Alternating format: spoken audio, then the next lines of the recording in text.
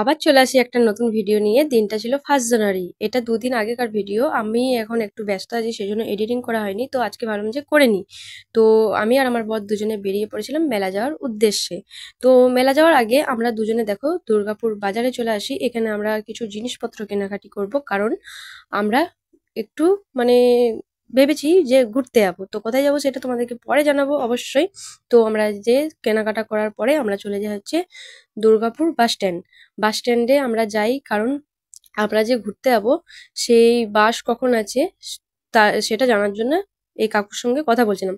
তো কথা বলতে বলতে আমরা টিকিটও কাটা হয়ে গেছিল। তো ঘুরতে যাওয়ার দিন হচ্ছে 3 তারিখ, মানে আজকে আমরা ঘুরতে যাবো। তারপরে টিকিট কাটা হয়ে যায়। টিকিট কাটা হয়ে যাওয়ার পরে আমরা চলে আসি মেলাতে।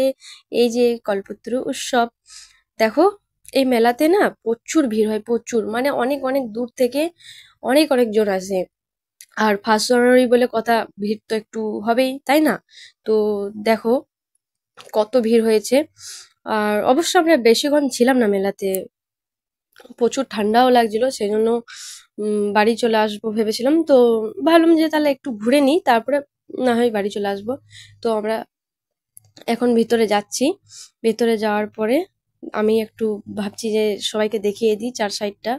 তোমরাও দেখে নাও যে কতটা পরিমাণে ভিড় হয়েছে। তারপর ওই যে সোজা দেখতে পাচ্ছ, আমরা ওখানে যাব।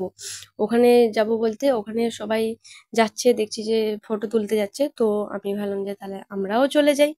তারপরে আমরা ওখানে যাওয়ার পরে আমাদের খিদে পেয়ে গেছিল। তো আমরা এই যে পাপড়ির চাটের দোকানে চলে আসি। এখানে আমরা 2 প্লেট পাপড়ির চাট অর্ডার করে নিই। তো আমরা খাওয়া দাওয়া করে নিই। খাওয়া দাওয়া করার পরে একটু মেলা ঘুরে নিই। তো তোমরা দেখো কি রকম আমাদের এখানে দুর্গাপুরের কল্পতরু মেলা।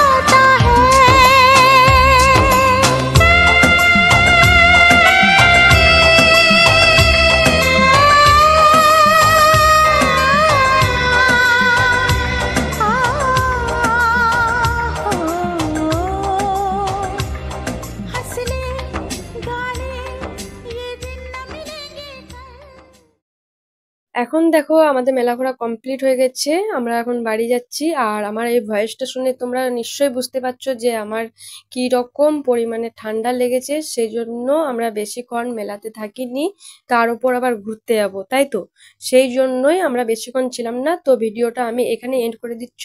টাটা।